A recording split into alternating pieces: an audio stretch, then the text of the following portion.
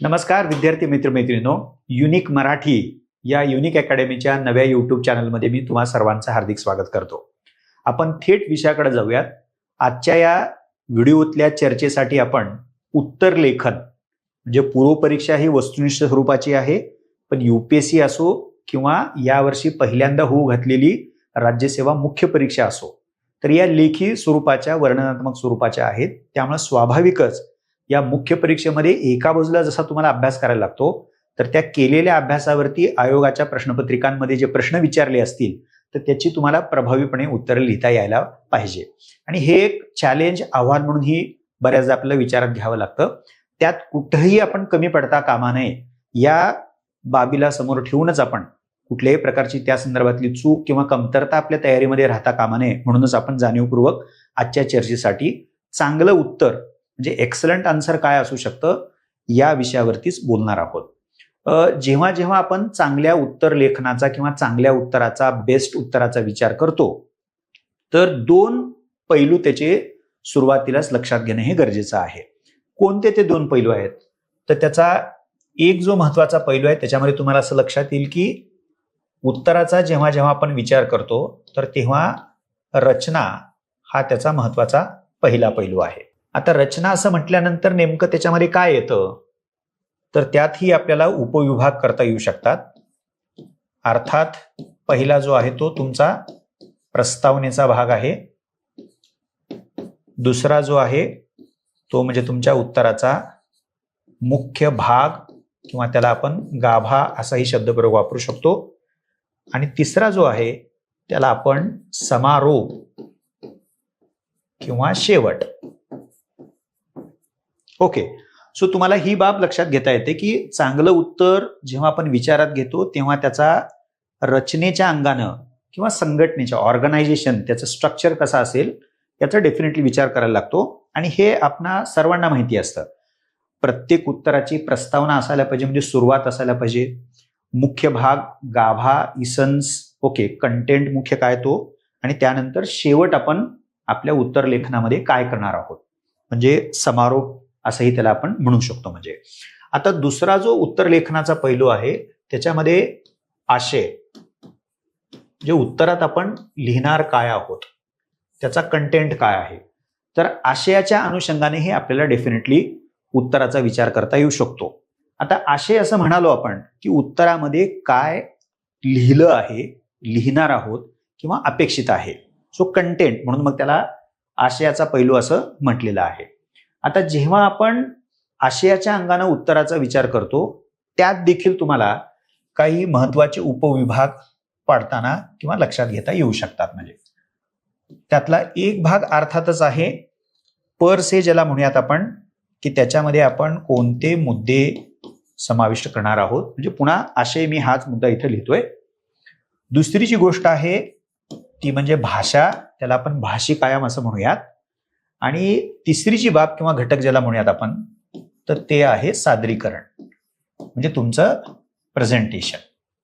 So जेव्हा आपण उत्तराचा आशयात्मक विचार करतो चांगल्या उत्तराचा, तर त्याच्यामध्ये आशय ह्याला तुम्ही वेगवेगळ्या प्रकारचे पर्यायी शब्द काय त्याच्यामध्ये असणार आहे, म्हणजे कंटेंट काय असणार आहे त्याचा, ओके, तो महत्वाचाच आहे. भाषा त्याची आणि त्यानंतर सादरीकरण आहे. आता आपण थोडंसं पुन्हा या पहिल्या पैलूपासून या चर्चेला सुरुवात करूयात.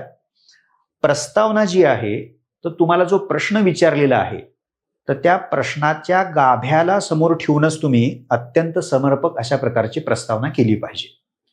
म्हणजे जसं आपण जर क्रिकेटच्या भाषेमध्ये बोलायचं झालं, पहिला बॉल तुम्हाला टाकलेला आहे, तुम्ही बॅट्समन आहात, ओके, तर तो जर तुम्ही नुसताच प्लेड केला तर तुम्हाला 0 त्यातनं स्कोर मिळणार आहे, हे स्वाभाविकच आहे. म्हणजे पण प्रस्तावनेच्या बाबतीमध्ये आपलं टार्गेट असं असलं पाहिजे की पहिल्या बॉललाच आपल्याला त्या परीक्षकावरती इम्प्रेशन जमवायचं आहे. तुमचं जे काही प्रस्तावनेचं पहिलं वाक्य असेल तर ते वाक्य वाचल्या वाचल्या परीक्षकाला हे लक्षात यायला पाहिजे की या विद्यार्थ्याला प्रश्न अत्यंत व्यवस्थित कळलेला आहे आणि प्रश्नामध्ये जे विचारलेलं आहे तर त्या मुख्य विषयाला अनुषंगून तुम्ही समर्पक अशा प्रकारची, प्रभावी अशा प्रकारची सुरुवात केलेली आहे. ओके, आणि आपण नंतर उदाहरणं घेऊन त्या प्रस्तावनेच्या रचनात्मक अंगाचा विचार डेफिनेटली करूयात. म्हणजे पण ती प्रभावी असली पाहिजे. आता प्रभावी प्रस्तावना म्हणजे काय, तर ते आपण उलगडूयातच म्हणजे या चर्चेमध्ये. पण सुरुवातीला हे जे मुख्य आस्पेक्ट आहेत ते बघूयात. मुख्य भाग. आता हे जे काही तुम्ही उत्तरामध्ये लिहिणार आहात, रचनेचा दुसरा भाग म्हणजे मुख्य भाग आहे. गाभा तुमच्या उत्तराचा काय असणार आहे. अर्थात हे डिपेंड करतं की प्रश्न काय विचारलेला आहे, आणि तो प्रश्न जर नीट आपण समजून घेतला तर तुमचा मुख्य भाग व्यवस्थित समर्पक अशा पद्धतीनं जे हवं आहे, जे विचारले आहे त्या रूपामध्ये तुम्ही मांडू शकता. आणि हे केल्यानंतर तुमच्या उत्तराच्या रचनेतला जो तिसरा भाग आहे तो अर्थातच समारोपाचा आहे, शेवट आहे. म्हणजे कधी कधी आपण सारांश काढून शेवट करत असतो उत्तराचा, किंवा एखाद्या अभ्यासकाची कमेंट देऊन तुम्ही तुमच्या उत्तराचा समारोप करत असतात. तर अशा वेगवेगळ्या पद्धतीनं तुम्हाला तुमच्या उत्तराचा शेवट करता येऊ शकतो. हा झाला रचनेचा भाग. आता ज्याविषयी आपल्याला थोडंसं जास्त विस्तारानं बोलायचं आहे तो म्हणजे चांगल्या उत्तराचा आशयात्मक अंगाने विचार केला. त्याच्यामध्ये आशय तुम्ही काय जे लिहिणार आहात ते, त्यानंतर भाषा आणि सादरीकरण अशा पद्धतीनं आपल्याला त्याकडे बघता येऊ शकतं. त्यातला महत्वाचा जो भाग आहे त्याचेही उपमुद्दे आपण करूयात, की आशयामध्ये तुम्हाला जे विचारलं आहे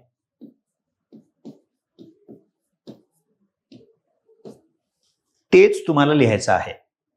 म्हणजे जर तुम्हाला असा प्रश्न विचारला की मुघल साम्राज्याच्या पतनाची कारणं सांगा, तर तुम्हाला तुमच्या उत्तराचा आशय विकसित करत असताना मुघल साम्राज्याबद्दल त्याची पार्श्वभूमी लिहिणं, त्याचे तपशील लिहिणं हे अपेक्षितच नाहीये. मुघल साम्राज्याच्या पतनाची कारणं सांगा. म्हणजे पतन केव्हा झालं, पतन कशा स्वरूपामध्ये झालं, हा देखील त्या प्रश्नाचा फोकस नाहीये. प्रश्नाचा फोकस अत्यंत स्पष्ट आहे, पतनाची कारणं सांगा. त्यामुळे तुमच्या उत्तराचा जो गाभा आहे, म्हणजे काय विचारलेलं आहे, पतनाची कारणं सांगा. पुन्हा पुन्हा त्याच्याकडे मी लक्ष वेधण्याचा प्रयत्न करतोय. किंवा जर आपण सामान्य अध्ययन पेपर क्रमांक 2 मध्ये एखादा नमुना प्रश्न म्हणून जर घेतला तर भारतीय राज्यघटना हे उसनवारीचं गाठोडं आहे का, असा तुम्हाला प्रश्न विचारलेला आहे. आता प्रश्न आहे भारतीय राज्यघटनेवरती, पण भारतीय राज्यघटनेच्या संदर्भामध्ये काही एक जी टीका किंवा टीकात्मक टिप्पणी केली जाते, म्हणजे ती उसनवारीचं गाठोडं आहे. म्हणजे इकडनं काय घेतले, तिकडनं काय घेतले, अशा प्रकारची ती एक क्रिटिकल कमेंट आहे. त्यामुळे तुम्हाला भारतीय राज्यघटनेच्या स्त्रोताविषयी, म्हणजे ती आली कुठून आहे ह्याच्याविषयी डेफिनेटली लिहायचं आहे. पण ते मांडत असताना, स्पष्ट करताना उसनवारी जे म्हटलेलं आहे, कशामुळं म्हटलेलं आहे, खरंच तसं आहे का, आणि त्या बाबतीमध्ये वस्तुस्थिती काय आहे याचा तुम्हाला साधार उलगडा त्याच्यामध्ये डेफिनेटली करायचा आहे. म्हणजे जे विचारलं आहे तेच तुम्ही लिहिणं आवश्यक आहे. त्यामुळं अपेक्षित अशा प्रकारचा आशय, नेमका आशय तुम्हाला जर मांडायचा असेल, आणि ते मांडणं अत्यंत गरजेचं आहे, तर जे विचारलं आहे तेच लिहायचं. आता त्याच्यामध्ये जे अनावश्यक आहे, ज्याचं मी मगाशी पण स्पष्टीकरण केलेलं आहे, की मुघल साम्राज्याच्या पतनाची कारणं सांगा असा जर प्रश्न असेल तर आपल्याला त्याची पार्श्वभूमी वगैरे या बाबीमध्ये जायचंच नाहीये. सो अनावश्यक बाबी तुम्हाला टाळायला पाहिजेत, आणि जेवढं आवश्यक आहे म्हणजे ते देखील तुम्ही डेफिनेटली लिहून ठेवायचं असेल तर तुम्ही लिहून ठेवू शकता. अनावश्यक ज्या बाबी आहेत तर त्या बाबी तुम्ही टाळल्या पाहिजेत, आणि जे आवश्यक आहे तर तेच तुम्हाला त्याच्यामध्ये लिहायचं आहे. मी त्याला टिकमार्क करतो, आणि हे जे अनावश्यक आहे त्याला आपण कॅन्सल आउट करूयात. म्हणजे हा आशयाच्या बाबतीमधला अत्यंत महत्वाचा भाग आहे. दुसरी जी बाब आहे ती म्हणजे बऱ्याचदा प्रश्नामध्ये विविध बाजू, त्याला अंग, आयाम, पक्ष, ओके, अशा प्रकारे तुम्हाला प्रश्नामध्ये विचारलं जाऊ शकतं. म्हणजे थोडक्यात काय, विविध बाजू असतील, म्हणजे एखादी समस्या आहे किंवा एखादा विषय आहे. समजा आपण असं म्हणालो की एखाद्या प्रश्नाचं उत्तरच घेऊयात. म्हणजे भारताची राज्यघटना 1950 पासून अंमलात आणायला आपण सुरुवात केली, आणि त्यावरतीच प्रश्न तुम्हाला विचारलेला आहे की भारतीय राज्यघटनेच्या सरनाम्यामध्ये जी उद्दिष्ट स्वीकारण्यात आली, तर ती उद्दिष्ट गाठण्यामध्ये गेल्या 75 वर्षापेक्षा जास्त काळ ही जी काय आपण घटनेची अंमलबजावणी करत आहोत, तर त्यातून सरनाम्यातील उद्दिष्ट किती प्रमाणामध्ये अचीव झालेली आहेत. ओके, आता इथं होय अचीव झालेली आहेत म्हणजे ही एकच बाजू तुम्ही सांगणं अभिप्रेत नाहीये. म्हणजे तर तुम्ही असं म्हणाल की अचीव झालेलं आहे, हे इथंपर्यंत झालेलं आहे, पण त्याच वेळेला तुम्हाला असं दिसेल की जे टीकाकार आहेत, जे भाष्यकार आहेत, जे चिकित्सा करणारे आहेत, तर ते त्याकडं अत्यंत चिकित्सक पद्धतीनं बघतील आणि ते असं म्हणतील की बघा, सरनाम्यामध्ये न्यायाचा उल्लेख आहे आणि त्यात ही राजकीय, सामाजिक आणि आर्थिक न्याय आहे. मग आजची 75 वर्षानंतरची परिस्थिती भारतातली बघितली तर तुम्हाला असं म्हणता येऊ शकेल का धाडसानं की सामाजिक आणि आर्थिक न्याय प्रस्थापित झालेला आहे?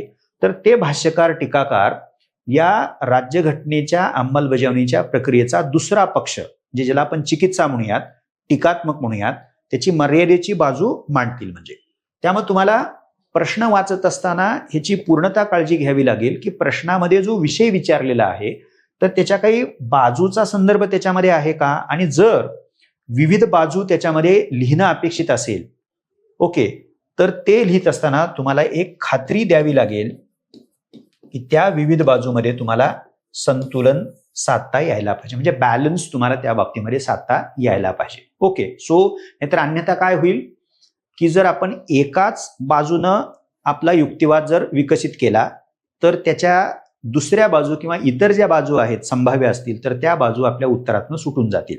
त्यामुळे ही एक बाब तुम्ही काळजीपूर्वक लक्षात घ्यायला पाहिजे. तिसरी जी बाब आहे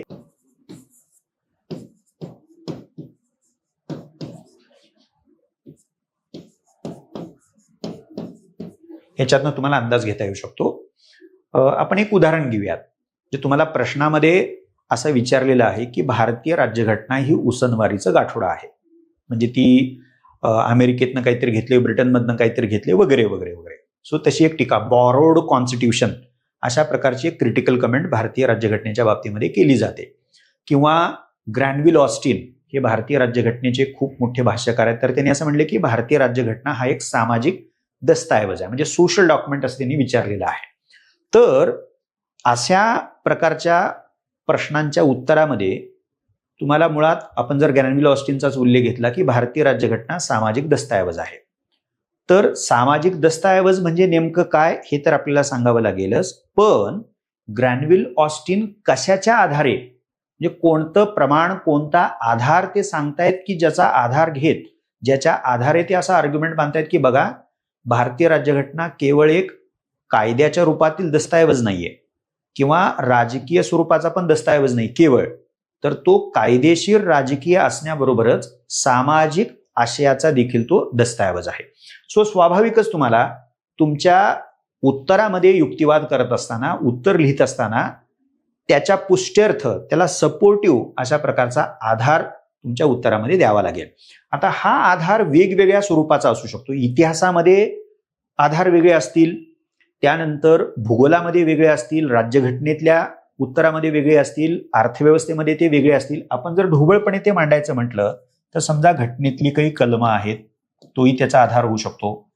कायदा तो त्याचा आधार होऊ शकतो. न्यायालयाचा निर्णय हा देखील त्याचा डेफिनेटली आधार होऊ शकतो. आपण जर इतिहासाबद्दल बोलत असू तर काही महत्वाच्या घडामोडी त्याचा आधार होऊ शकतो. त्यानंतर इकॉनॉमी मधलं उत्तर लिहित असू तर डेफिनेटली तुमची सांख्यिकी किंवा आकडेवारी हा देखील त्याचा आधार होऊ शकतो. त्यानंतर संदर्भ पुस्तक ज्याला म्हणतो आपण किंवा संदर्भ ग्रंथ, तुम्ही पुस्तकांचा आधार देऊ शकता. ओके, त्याखेरीज महत्वाची जी बाब आहे ती म्हणजे अभ्यासक आणि विश्लेषक. आता युपीएससीनं गेल्या 2 वर्षापूर्वी पुन्हा सामान्य अध्ययन पेपर क्रमांक 2 राज्यघटनेचा मी उल्लेख करतोय, तर भारतीय राज्यघटनेच्या संदर्भात प्रश्न विचारताना त्यांनी एक शब्दप्रयोग वापरला. भारतीय राज्यघटना ही ट्रान्सफॉर्मेशनल कॉन्स्टिट्यूशन आहे, म्हणजे परिवर्तनकारी. पण ते कुणी म्हटले काय त्याचा उल्लेख त्या प्रश्नामध्ये नव्हता. स्वाभाविकच तुम्ही जर भारतीय राज्यघटनेचं वर्णन ट्रान्सफॉर्मेशनल म्हणजे परिवर्तनकारी आहे असं कुणी म्हटले हे जर तुम्हाला माहिती असेल तर थेट त्या अभ्यासकाचा, विश्लेषकाचा संदर्भ आणि ज्या पुस्तकामध्ये त्यांनी भारतीय राज्यघटनेचं तसं वर्णन केलेलं आहे तेही तुम्ही डेफिनेटली त्यामध्ये समाविष्ट करू शकता. सो विद्यार्थी मित्र मैत्रिणींनो, जेव्हा तुम्ही चांगल्या उत्तराचा विचार करता तर तेव्हा तुम्हाला जे काही उलगडून दाखवायचं आहे, जो काही युक्तिवाद मांडायचा आहे, तर त्याला आधार तुम्हाला द्यावा लागेल. म्हणजे घटनेशी संदर्भात उत्तरामध्ये घटनेतली महत्वाची कलमं तुम्ही त्याचा आधार म्हणून देऊ शकता, कायद्याचा आधार देऊ शकता, न्यायालयीन निर्णयाचा आधार देऊ शकता. त्यानंतर इतिहासामध्ये घडामोडी वेगवेगळ्या प्रकारच्या घडलेल्या, जस्ट एक आपण उदाहरण म्हणून घेतोय. त्यानंतर सांख्यिकी आहे, आकडेवारी आहे, संदर्भ ग्रंथ आहेत, अभ्यासक आहेत आणि विश्लेषक आहेत. सो अशा रीतीनं तुम्ही जेव्हा चांगल्या उत्तराचा आशयाच्या अनुषंगाने विचार करता, तर तुम्हाला लक्षात येईल की माझ्या आशयामध्ये मी काय समाविष्ट करायला पाहिजे, त्याची व्याप्ती काय असायला पाहिजे. तर जेवढं आवश्यक आहे, जे विचारले तेच त्याच्यामध्ये आपण समाविष्ट करायला पाहिजे.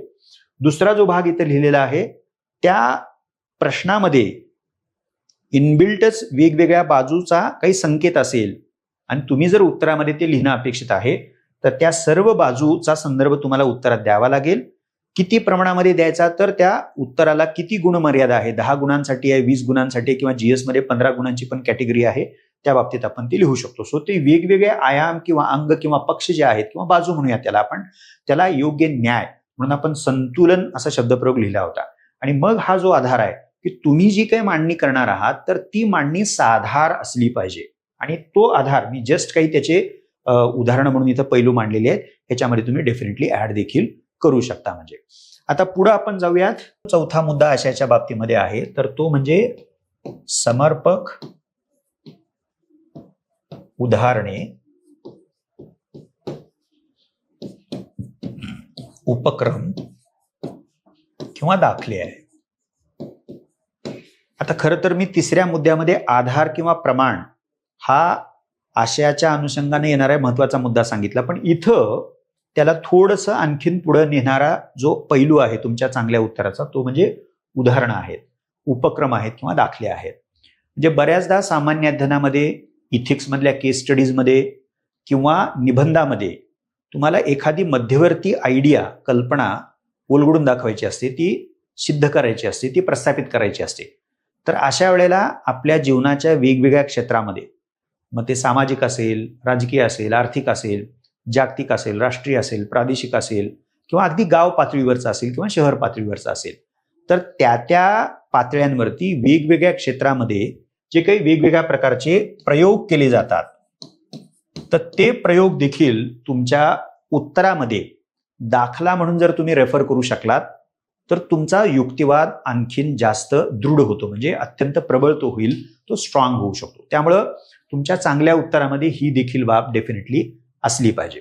सो विद्यार्थी मित्रमैत्रिणींनो, अशा प्रकारे आशयाचे हे जे 4 पैलू आहेत, म्हणजे तुमचा गाभा तुम्ही लिहिणार काय, तर जे आवश्यक आहे, जे विचारलंय तेच तुम्ही लिहिणार. दुसरं मी जे म्हणालो, तर त्याच्यामध्ये जी बाब आपण मेन्शन केलेली होती की वेगवेगळ्या बाजू जर त्याच्यामध्ये विचारल्या असतील, तर त्या वेगवेगळ्या बाजूचा समावेश तुम्ही केला पाहिजे. तिसरं जे आहे म्हटलं आपण आधार किंवा प्रमाण, तर ते देखील तुम्ही त्याच्यामध्ये समाविष्ट केलं पाहिजे. आणि चौथा जो मुद्दा आहे, तर तो म्हणजे समर्पक उदाहरणं, उपक्रम आणि दाखले किंवा प्रयोग तुमच्या युक्तिवादाला भरभक्कम पाठबळ देण्यासाठीही वापरले पाहिजेत. म्हणजे आता यानंतर आपण आशयाच्याच अनुषंगाने जो विचार करत होतो, त्याच्या दुसऱ्या पैलूचा, तर तो म्हणजे भाषेचा आहे.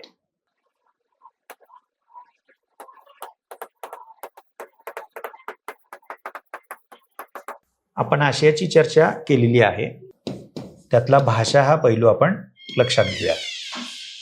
आता भाषा म्हटलं तर काय काय बाबी आहेत त्याच्यामध्ये महत्वाच्या आहेत, तर तुम्ही लिहिण्यासाठी जे शब्दप्रयोग, म्हणजे ज्या शब्दाचा तुम्ही वापर करताय, अगदी आपण मूलभूत बाबीपासून बघूयात.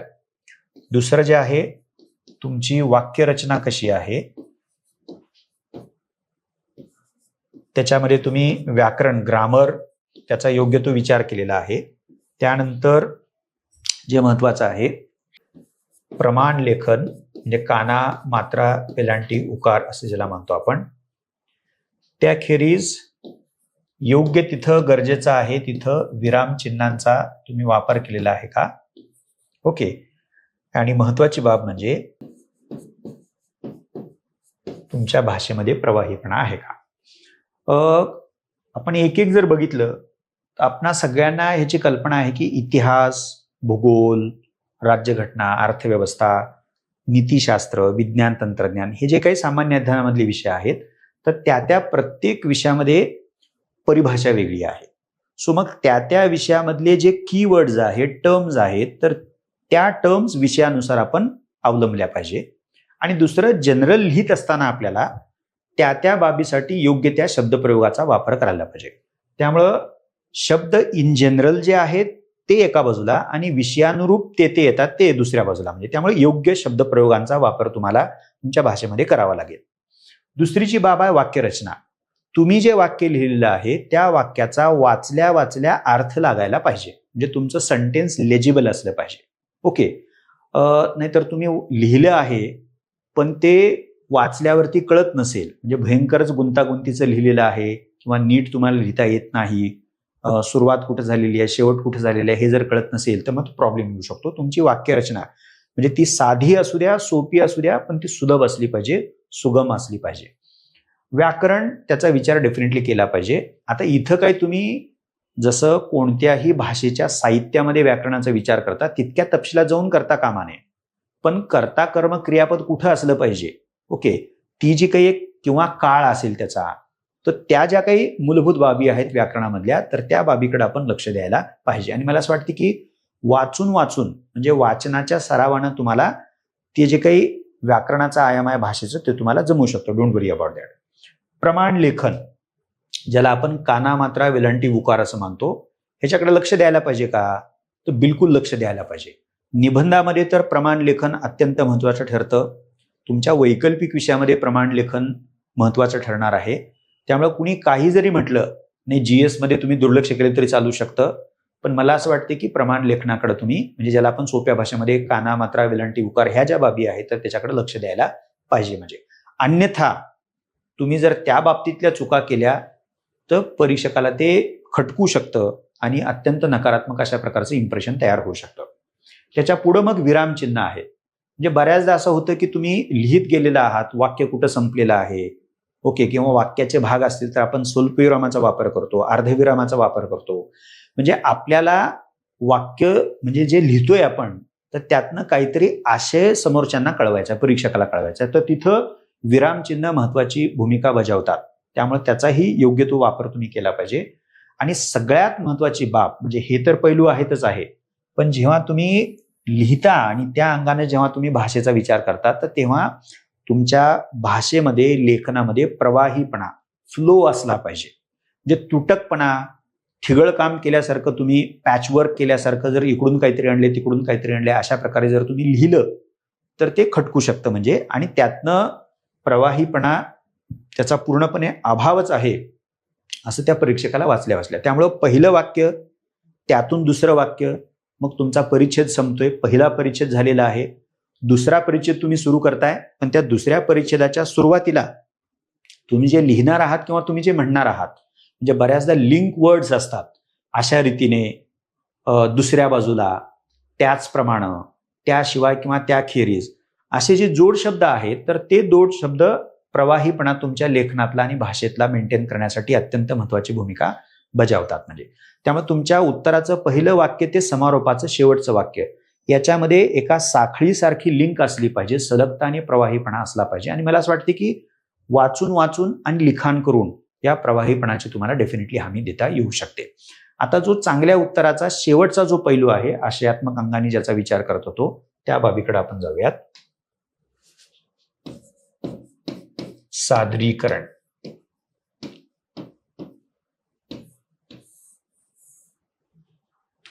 आता सादरीकरणामध्ये म्हणजे प्रेझेंटेशन, तर त्यात एक प्रश्न ज्याला आपण कूट प्रश्नच म्हणूयात की विद्यार्थ्यांना सातत्याने भेडसावतो की उत्तर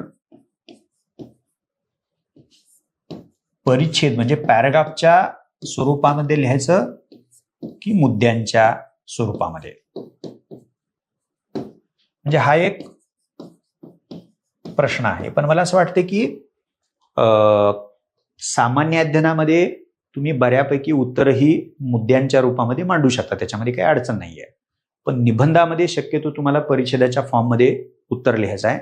इथिक्स मधली बरीचशी उत्तर तुम्हाला परिच्छेदाच्या फॉर्ममध्ये लिहायची आहेत. वैकल्पिक विषय तुमचा जो असेल तर त्या वैकल्पिक विषयामध्ये बरीचशी उत्तरं पॅराग्राफ फॉर्ममध्ये तुम्हाला लिहायची असतात. पण जीएस मध्ये जेव्हा तुम्ही विचार करता, अर्थात जीएस मध्ये सगळीच्या सगळी उत्तरं तुम्ही 1 2 3 4 अशा पॉईंट फॉर्म मध्ये लिहावं अशी अपेक्षा नाही, जास्तीत जास्त तुम्ही डेफिनेटली लिहू शकता. आता अर्थात म्हणजे हे अवलंबून कशावरती आहे तर प्रश्नाचं स्वरूप काय आहे. आता प्रश्नाचं स्वरूप काय म्हणजे प्रश्नामध्ये काय विचारलेलं आहे, कोणता विषय विचारलाय, तो कशा प्रकारे विचारलेला आहे, तर ते तुम्ही जर अभ्यासलं चांगलं असेल तर तुम्हाला प्रश्न नीट कळेल आणि प्रश्नामध्ये जो विषय विचारलेला आहे तर त्याचं सादरीकरण कसं करायचं याचा डेफिनेटली अंदाज येऊ शकतो. त्यामुळं त्याबद्दल तुम्ही फारसं भय बाळगू नका. परिच्छेदात लिहायचं आहे का मुद्द्यामध्ये लिहायचं आहे या द्वंद्वामध्ये न अडकता तुम्ही तयारी व्यवस्थितपणे सुरुवातीपासून करत गेलात तर तुम्हाला तो विषय कळलेला असेल आणि कुठल्या प्रकारे तो मांडायचा त्याच्याबद्दल मग तुम्हाला फारशी काळजी करण्याचं काही कारण नाही, फारसे प्रश्न भेडसावणार नाही, तुम्ही ते करू शकता. म्हणजे दुसरी बाब की शेवटी आपण सादरीकरण करतो, मांडतो, एक्सप्रेस करतो, प्रेझेंट करतो तर ते प्रभावी व्हावं यासाठी ते करत असतो आणि तिथं मग तुम्हाला वेगवेगळ्या प्रकारच्या तंत्रांचा विचार डेफिनेटली करता येऊ शकतो. म्हणजे त्याच्यामध्ये काय आहे, तुम्ही समजा तक्ते वापरलेले आहेत, तुम्ही काय आलेखाचा वापर केलेला आहे, त्यानंतर तुम्ही नकाशा त्याचा वापर केलेला आहे. सो असे कितीतरी तुम्हाला त्याच्यामध्ये पैलू समाविष्ट करता येतील, पाय चार्ट करता येतील, फ्लो चार्ट करता येतील. सो अशा रीतीनं वेगवेगळी जी तंत्र आहेत, जे टेक्निक्स जे आहेत की जेणेकरून तुम्हाला अत्यंत प्रभावीपणे जो आशय मांडायचा आहे तर तो नजरेत भरेल, बघितल्या पहिल्या वाचनातच तो ठळकपणे नजरेत भरेल अशा पद्धतीनं तुम्हाला तुमच्या उत्तराचं सादरीकरण डेफिनेटली करता येऊ शकतं. खरं तर हा सादरीकरणाचा जो मुद्दा आहे तो याच्याशीही ओव्हरलॅप होतो हे तुम्हाला लक्षात येईल. कारण रचना सांगत असताना आपण जे म्हणालो होतो की त्याच्यामध्ये प्रस्तावना, त्यानंतर मुख्य भाग आणि तिसरा जो होता तो म्हणजे समारोप. त्यामुळे जेव्हा आपण उत्तराचं सादरीकरण करणार आहोत तर त्याची संघटना जी आहे, ऑर्गनायझेशन रचना जी आहे तर त्याचे 3 पैलू आपण सुरुवातीला लक्षात घेतले होते. सो जी काय आता इथे मी लिहिताना 3च लिहिलेले आहेत, याच्यामध्ये फ्लो चार्ट, पाय चार्ट अशा वेगवेगळ्या प्रकारच्या तंत्रांचा आधार तुम्ही डेफिनेटली घेऊ शकता. सो विद्यार्थी मित्रमैत्रिणींनो, अशा रीतीनं सामान्य अध्ययन असेल, तुमचा वैकल्पिक विषय असेल किंवा इव्हन निबंधाचा पेपर असेल, तिथं तुम्हाला जे अत्यंत उत्तमातलं उत्तर लिहिण्याचं जे टार्गेट आहे तर ते जर अचीव करायचं असेल तर आत्ता आपण जे काही या चांगल्या उत्तर लेखनाचे पैलू बघितलेले आहेत तर त्या पैलूच्या आधारे तुमचं उत्तर विकसित करू शकता. थँक्यू.